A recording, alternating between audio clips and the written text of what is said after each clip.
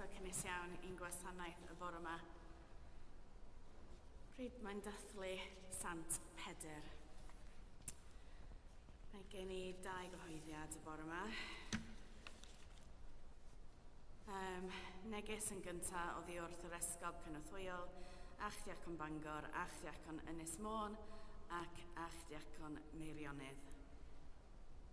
Anwyl ffrindiau, rydym yn wirioneddol drist o glywed am ymddeoliad ein esgob fel a chesgob ac yna fel esgob ein hesgobaeth diwedd mis Awst. Mae a chesgob Andrew wedi arwain ein hesgobaeth yn ddiflino ers 25 mlynedd. Mae'n ymroddedig, un harglwydd a'r eglwys ac mae'n gwasanaethu ynddi. Bu cyfnodau o lawenydd wedi eu cymysgu ag amseroedd o aberth personol ar ei rhan. Byddwn ni gyd yn ei golli o aiweinidogaeth. Edrychwn ymlaen at gyfle mis nesaf i ddweud diolch a fydd yn cael ei gyhoeddi yn y dyddiau nesaf. Daliwch esgob Andy, Naomi a'i holl deuluoedd yn eich gweddiau os gwelwch yn dda. Ac cyhoeddiad tipyn bach yn fwy llawenydd.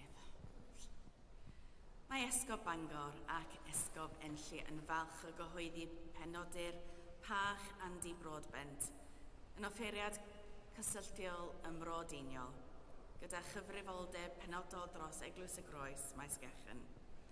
Diolch am ei weinidogaeth Andy ymro Dwylan ac oruchwyliaeth Pach Tom Saunders a phawb sydd wedi ei gynnal a'i gefnogi yn ystod ei guradaeth. Bydd yn cael ei drwyddedu yn Eglwys y Groes, ddechrau Hydref a'r dyddiad i'w gadarnhau, a chadw'n Andy a'i deulu yn ein gweddiau. Dyma ni.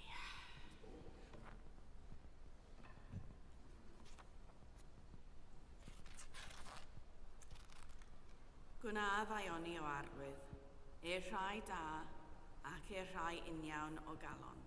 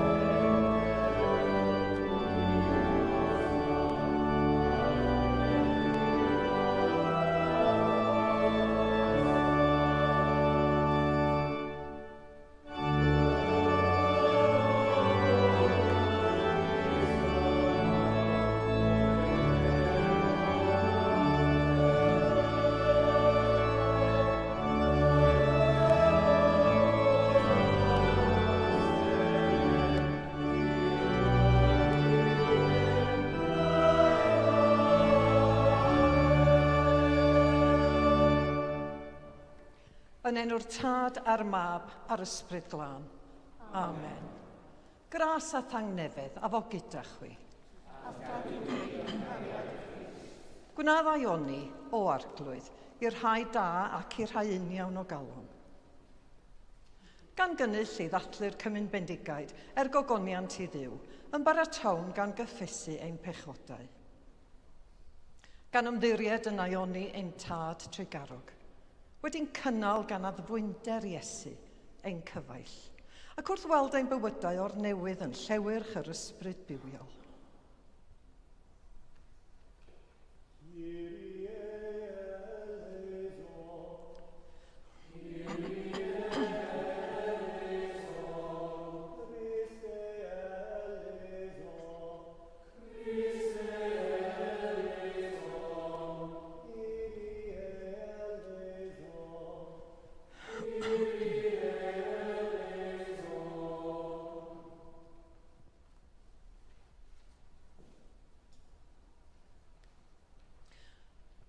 Dad Nefol, yr ydym wedi pechu ar feddwl, gair a gweithred, a heb wneud yr hyn a ddylem.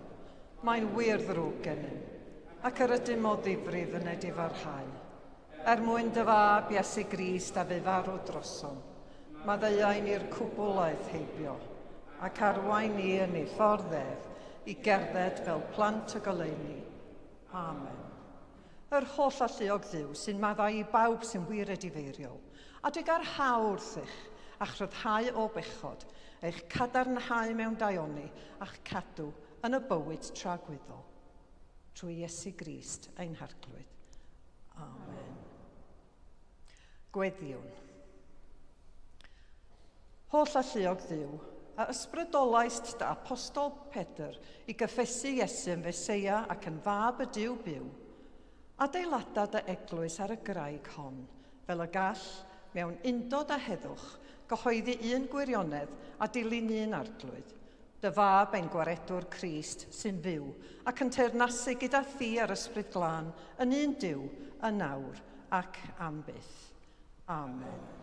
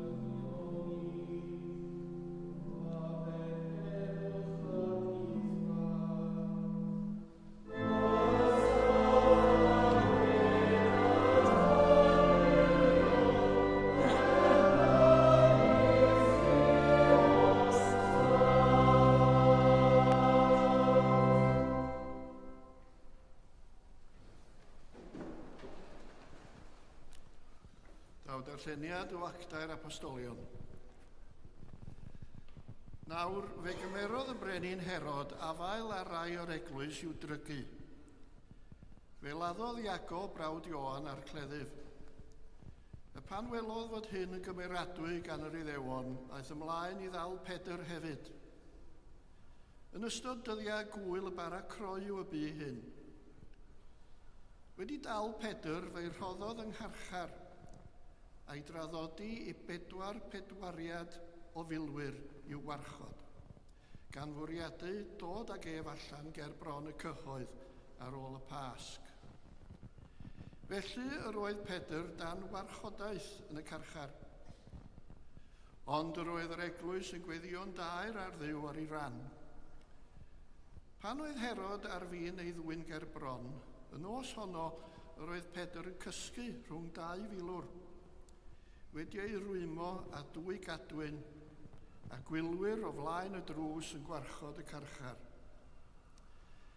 A dyma angel yr arglwydd yn sefyll yno, a goleini yn disgleirio yn y gell. Trawodd yr angel Pedr ar ei ystlys a'i ddeffro a dweud, "Cod ar unwaith," a syrthiodd ei gadwynau oddi ar ei ddwylo. Y meddai'r angel wrtho rhod o bregus a gwisg dy sandalau, ac felly y gwnaeth. Meddai wrtho wedyn, rhod y fantell amdanat a chanlyn fi, ac fe'i canlynodd oddi yno. Ni wyddai fod yr hyn oedd yn cael ei gyflawni drwy'r angel yn digwydd mewn gwirionedd, ond yr oedd yn tybio mai gweld gweledigaeth yr oedd. Eithant heibio i'r wyliadwriaeth gyntaf a'r ail, a deithant at y porth haearn oedd yn arwain i'r ddinas.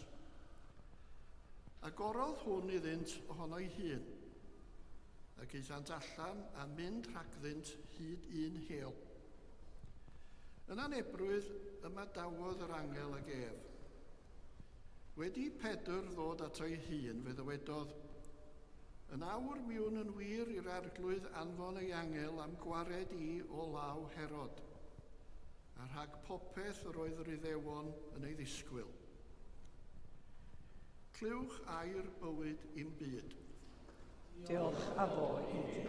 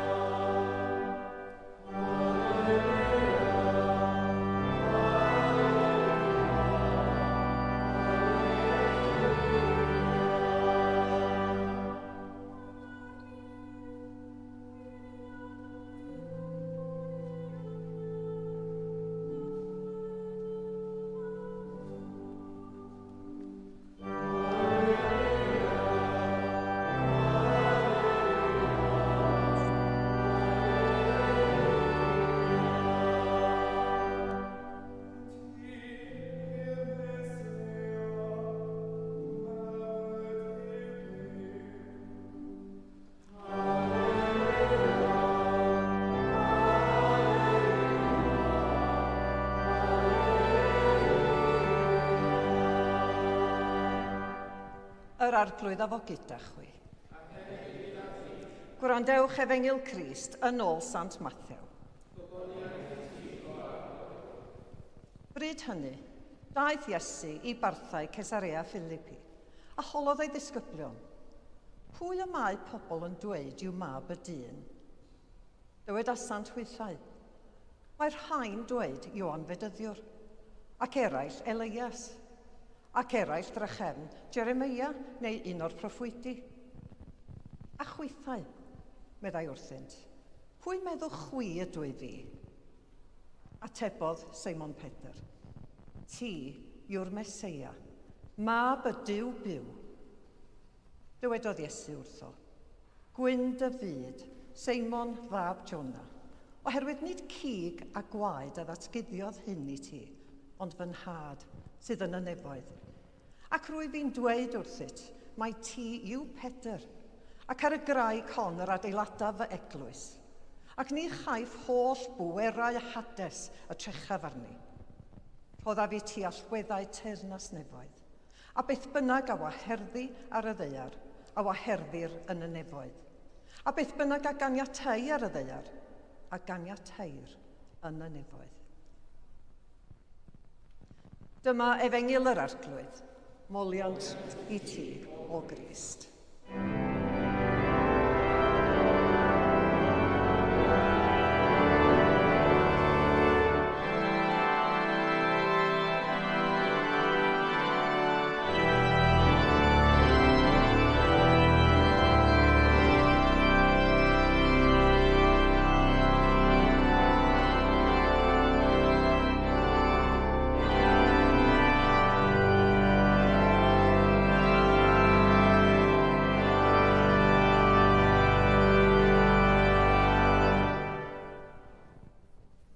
Yn enw'r Tad a'r Mab a'r Ysbryd Glân. Amen.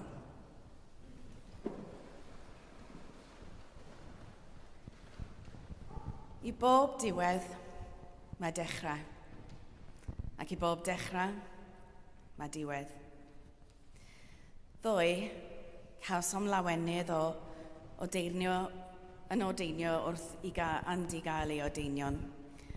Offeriad, a Karen yn gael ei gwneud yn ddiacon. Iddyn nhw, mae'n debyg ei fod yn ddiwrnod o lawenydd a gobeithio oedd o. Ond hefyd yn ddiwrnod lle roedden nhw wir yn teimlo pwysau'r hyn, yr oedden nhw'n ei gymryd ymlaen. Y newidiadau y bydden nhw'n ei gwneud i fyw yn y ffordd newydd hon, yn newid yn y ffordd y mae pobl yn ei gweld. Ac yn bwysicaf o oll yr ymrwymiad newydd maen nhw'n ei wneud i Dduw. Fy ngweddi drostyn nhw yw y bydd ychydig fisoedd a'r blynyddoedd nesaf yn dod â mwy o lawenydd a datblygiad y weinidogaeth benodol y mae Dduw yn ei galw iddo. Gall hefyd fod yn ddiwrnod emosiynol i bob person o diniedig, wrth iddynt fyfyrio ar ei hodeinio ein hunan. Y daeth a'i harweiniodd at y foment honno, y diwrnod ei hun a phopeth a ddilynodd. Felly gyda llawer o adegau yn ei bywydau rydych chi'n edrych yn ôl ar y llawenydd a tristwch. Yn cofio'r adegau pan fyddwch chi'n teimlo eich bod chi'n wedi gwasanaethu'n dda ac yn anffodus, fel arfer yn gliriach, yr adegau pan fyddwch chi wedi methu. Mae hwn hefyd yn amser i ail-asesu. I checio gyda Duw a gofyn a ydych chi ar y llwybr cywir. Yr un y mae Duw wedi ei baratoi ar eich cyfer chi. Mae hynny'n arfer da i bob Cristion. Gofyn i Dduw, ydw i wedi mynd ar y ffordd anghywir, crwydro oddi ar y llwybr, neu hyd yn oed aros i fynd i un cyfeiriad am ormod o amser, neu methu troi. Beth mae Duw yn fy ngalw i nawr? Mae Pedr wedi cael llawer o edegau o newid enfawr drwy gydol ei fywyd. Dechreuodd fel Cymun y pysgotwr, wedi arfer y gwaith corfforol caled a medrus. Gweithio fel tîm, darllen y dyfroedd a bod yn ddibynnol ar y tywydd. O'r bywyd hwn galwodd Iesu ef i fod yn ddisgybl iddo, i deithio gydag ef, i ffwrdd o gartref, dysgu pethau newydd a ffordd newydd o fod, bywyd gwahanol, ond yn yr un yr oedd fywyd fel pysgotwr wedi baratoi'n rhannol ar ei gyfer. Parhaodd i newidiadau i Cymun Bendigaid, dechreuodd drwy fod yn fer bwyll ac roedd yn rhaid iddo ddysgu hogi hynny i fod yn benderfyniad mwy cadarnhaol. Roedd ei ddysgu'n barhaus. Cam ddeallodd, cafodd bethau'n anghywir a dysgodd. Yn syth ar ôl ein darlleniad efengyl o heddiw, lle mae Iesu yn canmol Cymun Bendigaid am ei gred ynddo fel Mesia, Mae Iesu yn ei gyrryddu a'n gam ddeall bod yn rhaid i Iesu dioddef a marw. Roedd ei fywyd yn rollercoaster o uchafbwyntiau ac isafbwyntiau, yn bresennol yn adegau allweddol gwenedogaeth Iesu, yn cael ei ymddiried fel y graig y byddai Iesu yn adeiladu ei eglwys arni, ond yn dal i wadu Iesu ar ôl ei arestio. Roedd bywyd Cymun Bendigaid yn broses o newid cyson, ar barhawdd, ar ôl yr atgyfodiad a'r ysgyniad, wrth iddo ymgartrefu yn ei rôl newydd. Gan weithio drwy'r hyn, yr oedd yn ei olygu i ddilyn Crist a sut y dyla'r eglwys gynnar fod. Yn aml, rydym yn ofni newid, ond mae popeth yn newid, ac mae newid mor aml yn beth da. Mae angen i ni gofio'r tymhorau newidiol i weld y broses gyson honno o newid wrth i ni fynd o'r gaeaf trwy'r gwanwyn i'r haf a'r hydref. Ac yn ôl eto, a gwybod par mor bwysig yw'r broses honno i'n bywydau. Weithiau, pan fyddwn ni'n asesu alwad honno, efallai y byddwn ni'n sylweddoli eich bod eich cael eich hun yn y lle anghywir. Mae angen i chi newid, yn union fel y gwnaeth Cymun pan alwodd Iesu ef o'i fywyd cyfarwydd gyda theulu, ffrindiau a'r cartref. Os yw Iesu'n eich galw chi i rhywbeth newydd, hyd yn oed pan mae'n brawychus, mae'n well i chi ddilyn. Bydd y Gadeilan yn wynebu newidiadau dros y misoedd nesaf, yn union fel y mae wedi gwneud ar draws y canrifoedd ers-deiniol, wedi ei llosgu i lawr, ei dymchwel, ei hail adeiladu, a'i hail drefnu, ond yn dal yma, yn dal i groesawu pererinion, yn dal i ddarparu heddwch a chysylltiad a Duw. Yr wythnos nesaf, bydd uwch staff yn cyd-weld am ddeion newydd. Pan gaiff ei benodi, bydd y deion newydd yn dod â ffordd newydd o fod, a ffordd newydd o edrych ar bethau. Gall newid fod yn dda ac yn adnewyddu, ond bydd hyd yn oed newidiadau dar anghyfforddus weithiau, ac mae cydnabod hynny yn rhan o'n taith Cristnogol. Dychmygwch pa fath o teimlad oedd gan Pedr wrth feddwl y byddai bod yn ddisgybl i'r Meseia yn dod â phwer a gogoniant dynol, ac yn araf yn sylweddoli'r gwirionedd am yr aberth roedd Iesu ac ef ar fin ei wneud. Ond newidiodd yr aberth hwnnw'r byd, fel bod pechodau wedi ei maddu a chariad yn ternasu.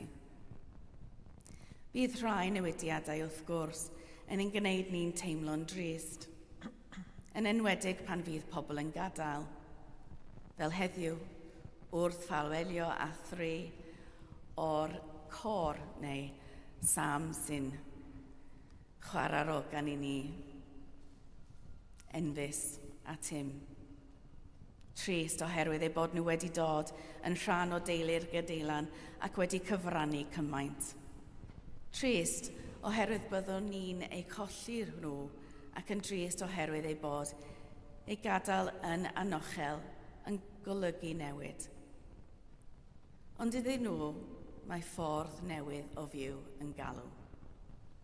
Efallai ei bod nhw'n hefyd yn ofnus, ond gobeithio byddwn nhw hefyd yn gyfroes gan y posibiliadau sydd o'i blaenau. Ac felly heddiw, rydym yn dathlu llwybrau newydd, cyfeiriadau newydd a ffyrdd newydd o fod iddyn nhw, wrth i ni ddiolch iddyn nhw am bopeth mae nhw wedi ei wneud. Ac heddiw, Da ni wedi clywed am ddiwydd-glo arall wrth i'r ach esgob ymddeol. Gall hyd yn oed ymdawiadau nad oeddem ei eisiau ddod â llawenydd pan fyddwch chi'n parhau i ddilyn Duw. Felly, yn yr amser hwn o newid y mywyd yr Eglwys Gadeiriol, rydym yn diolch am fywyd Sant Peder. Am ei esiampl o sut y gall Iesu ein galw i newid yn harwain drwy'r newid hwnnw. Am yr hyder o wybod, hyd yn oed pan fydd newid yn anghyfforddus. Cyn belled a'n bod yn dilyn Iesu, y bydd llawenydd. I bob diwedd mae dechrau, ac i bob dechrau mae diwedd. Amen.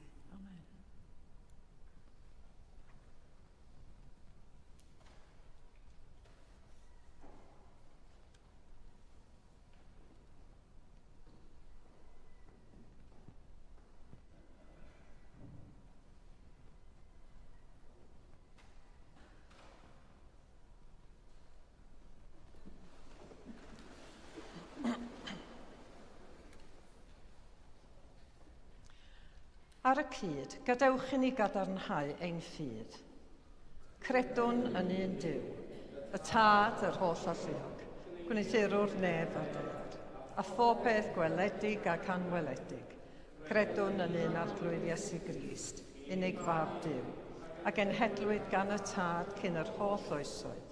Duw o dduw, llewyrch o lewyrch, gwir dduw o wir dduw, wedi'i genhedlu, nid wedi'i wneithur, yn un hanfod ar tad, a thrwyddo ef y gwnaed pob peth. Ein mwyn ni ac ein iachawdwriaeth, disgynodd o'r nefoedd. Trwy nerth yr ysbryd glân, daeth yn gnawd o fair forwyn, ac fe'i gwnaed yn ddyn. Fe'i croeshoelwyd drosom dan Pontius Pilat. Dioddefodd angau ac fe'i claddwyd. Atgyfododd y trydydd dydd yn ôl yr ysgrythurau, ac esgynodd i'r nef, ac yma'n eistedd ar ddyhyl awr tad, a dawd yr achefn mewn gogoniant i farnu'r byw a'r meirw, ac ar ei deyrnes ni fydd diwedd. Greda, yr arglwydd rhoddwr bywyd, sy'n deillio o'r tad a'r mab, ac ynghyd â'r tad a'r mab, a gyd addolir ac a gyd yma. Greda. Elma.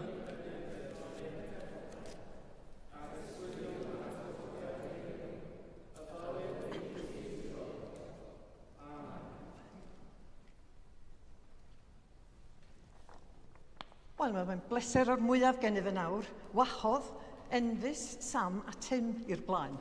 Dewch.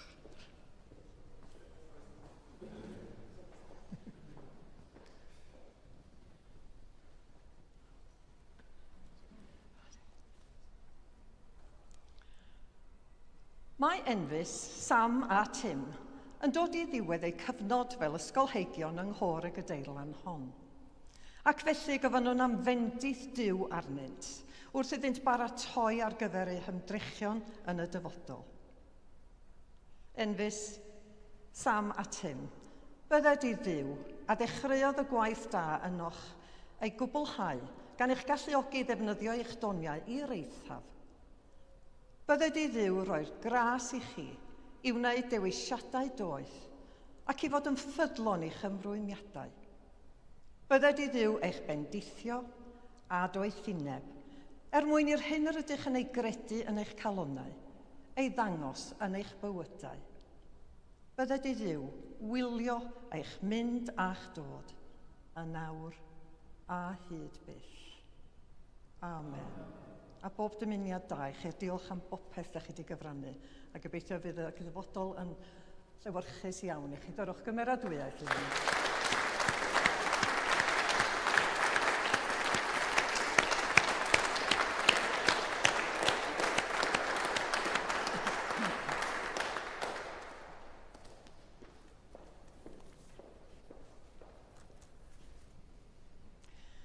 Gyda'n holl galon, a'n holl feddwl, Gweddiwn ar Dduw.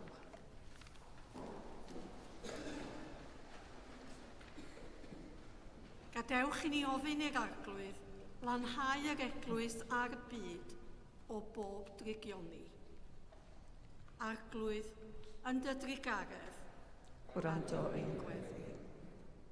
fel y seilias yr eglwys o ddysgeidiaeth yr apostolion, caniata y bydd hi'n cadw ac yn amlygu'r ffyddlon y traddodiadau addysgant hwy. Dyroi'r holl Gristnogion ras yn ei cyfnod i ddilyn esiampl Pedr, dy apostol, a gofiwn heddiw. Arglwydd, yn dy drigaredd, gwrando ein gweddi. Gweddiwn dros dy eglwys ledled y ddear. Dros Andrew ein esgob ni, a thros David esgob enlli, a thros gweinidogaeth ein hesgobaeth. Fe gofiwn hefyd am Andrew a Karen, a gafodd ei ordeinio a'i wneud y ddeio conddoe.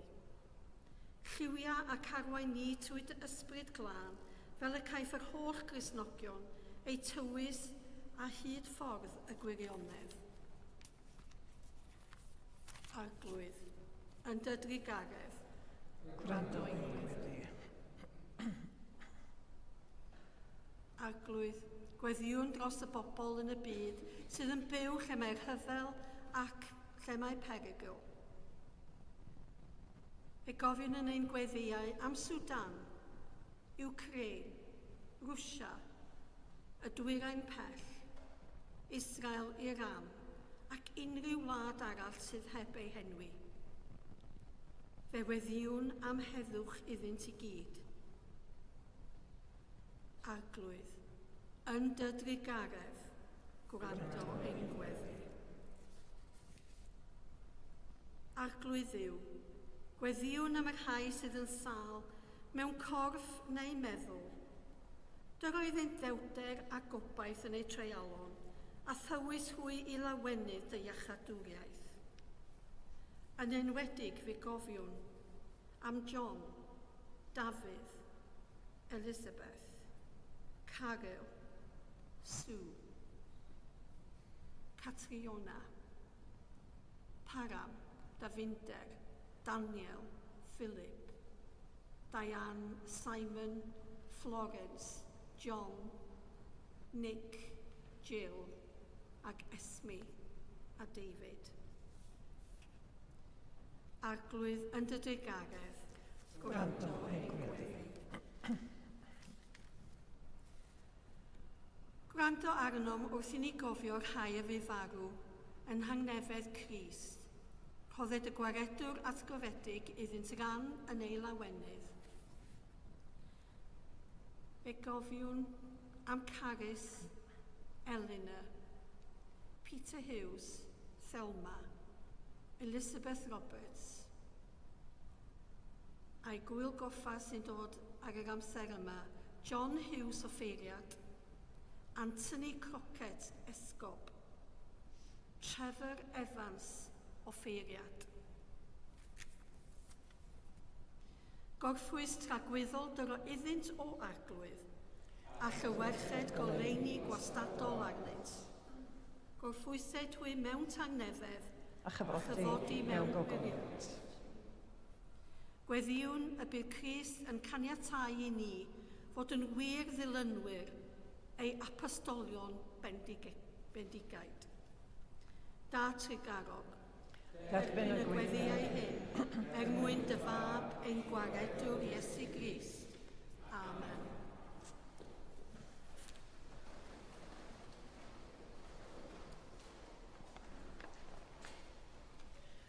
Cyd dinasyddion ydy mae'r saint ac aelodau o deulu Duw. Trwy Iesu Grist ein harglwydd, a ddaeth a thrygethu heddwch i'r rhai pell a heddwch i'r rhai agos. Tangnefedd yr arglwydd a fo, gyda chwi bob amser. A hefyd gyda chwi. Rhannwn arwydd o dangnefedd.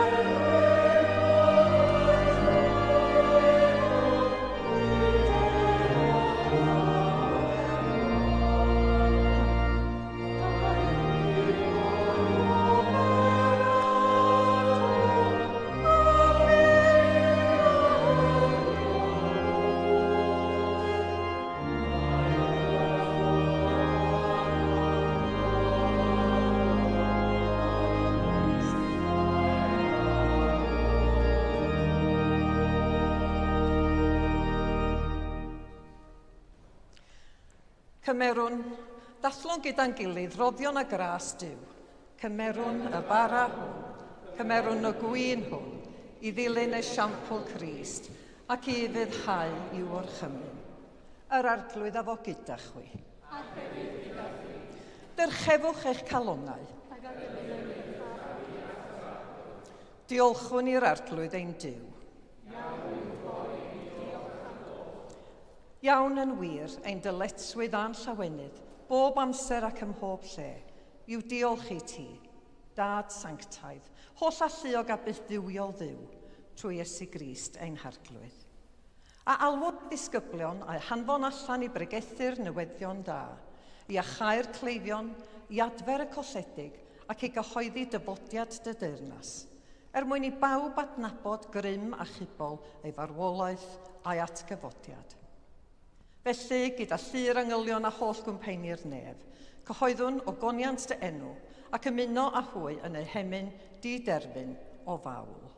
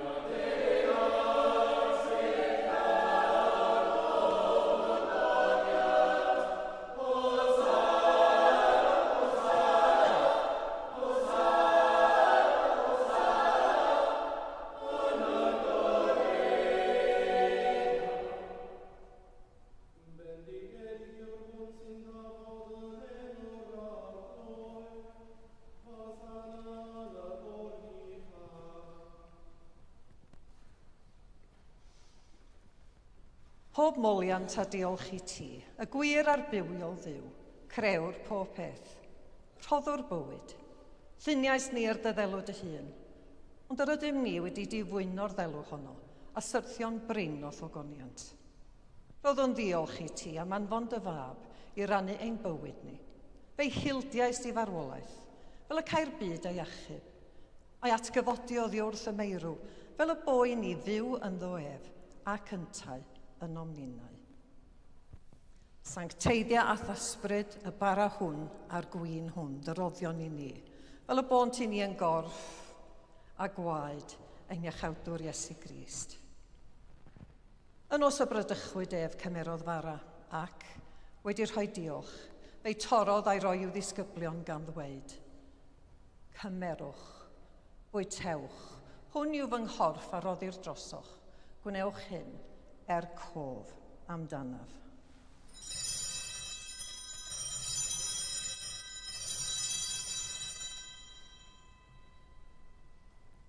Yr un modd ar ôl swper cymerodd y cwpan, ac wedi rhoi diolch, fe'i rhoddodd iddynt gan ddweud, yfwch o hwn bawb, oherwydd hwn yw fy ngwaed o'r cyfamod newydd, a dywylltir drosoch a dros lawer, maddeuant pechodau. Gwnewch hyn bob tro ar y bwchef, cof amdanaf.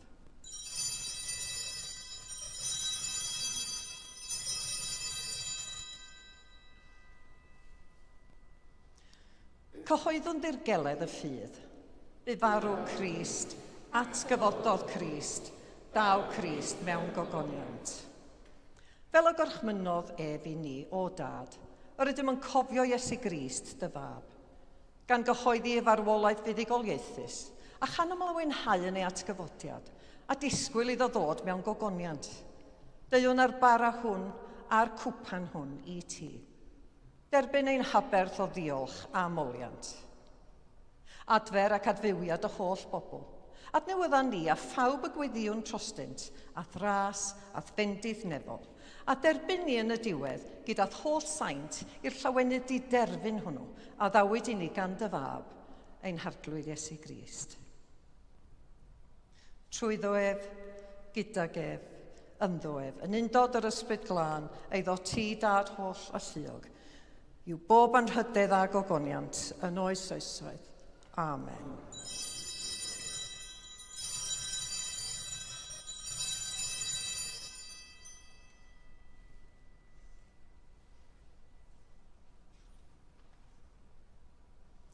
Fel y dysgodd ein iechawdwr ni, gweddiwn yn hyderus. Ein tad, o'r hwnnwyd yn y nefoedd, sancteiddiau'r dy enw, deled dy dernos, gwnela'r dy ewyllus, megis yn y nef, felly ar y ddeiar hefyd.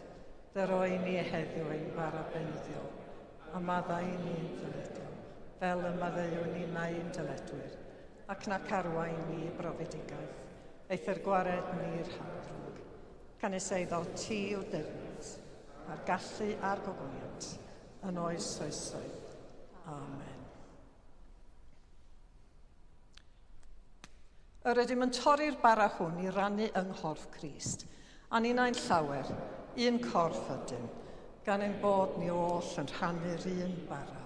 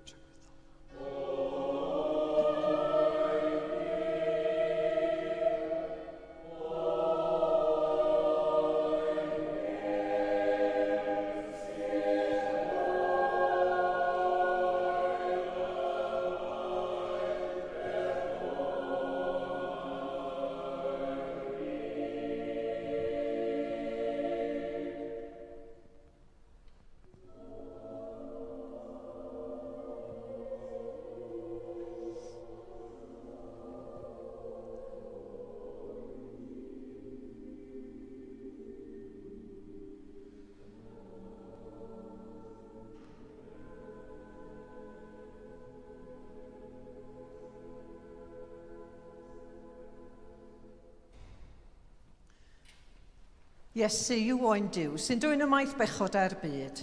Gwyn ei byd ar rhai a elwyr i'w swper.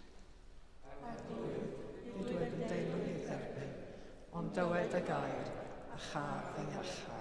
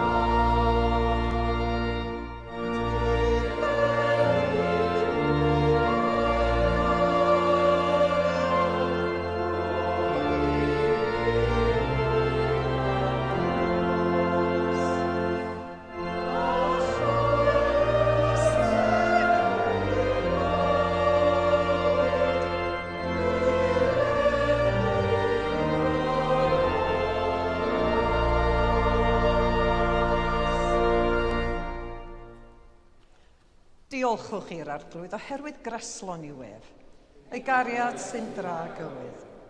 Arglwydd yw, ffynhonell gwirionedd a chariad. Cadw ni'n ffyddlon i ddysgeidiaeth a chymdeithas yr apostolion, wedi'n huno mewn gweddi a thorri bara, ac yn un mewn llawenydd a symlrwydd calon, yn Iesu Grist ein harglwydd. Amen. Yr arglwydd a fo gyda chwi. Rhodded Duw ras i chwi i ddilyn ei saint mewn ffydd, gobaith a chariad. A bendith Duw holl a lluog y tad, y mab a'r ysbryd glân, a fo'n eich plith, ac adrigo gyda chwi yn wastad. Amen. Ewch mewn tangnefedd i garu a gwasanaethu'r arglwydd. Yn enw Crist. Amen.